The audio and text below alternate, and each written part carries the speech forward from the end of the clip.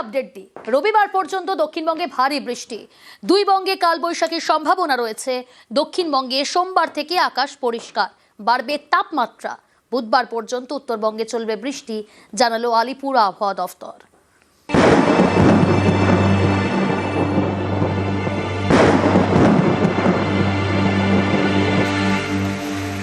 রবিবার পর্যন্ত দক্ষিণবঙ্গে ঝড় বৃষ্টির সম্ভাবনা।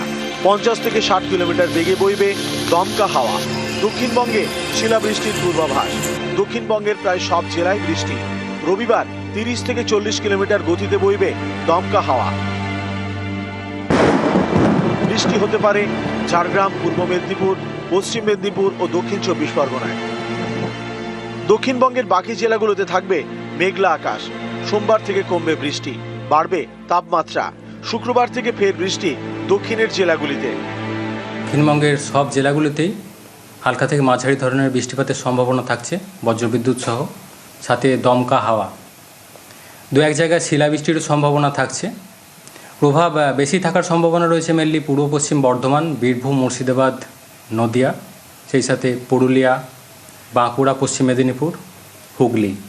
এই জেলাগুলোর প্রভাবটা বেশি থাকার সম্ভাবনা রয়েছে। দমকা হাওয়া 50 থেকে 60 কিলোমিটার প্রতি ঘন্টায় কোথাও কোথাও থাকার সম্ভাবনা, দু এক জায়গায় শিলাবৃষ্টির সম্ভাবনা।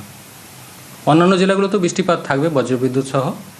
দমকা হাওয়া কোথাও কোথাও 40 থেকে 50 কিলোমিটার প্রতি ঘন্টায় থাকার সম্ভাবনা রয়েছে।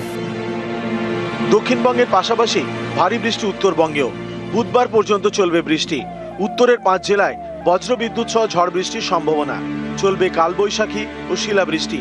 50 থেকে 60 কিলোমিটার বেগে বইবে দমকা হাওয়া। দার্জিলিং, জলপাইগুড়ি, কোচবিহার, কালিম্পং ও আলিপুরদুয়ারে মাঝারি থেকে ভারী বৃষ্টির সম্ভাবনা।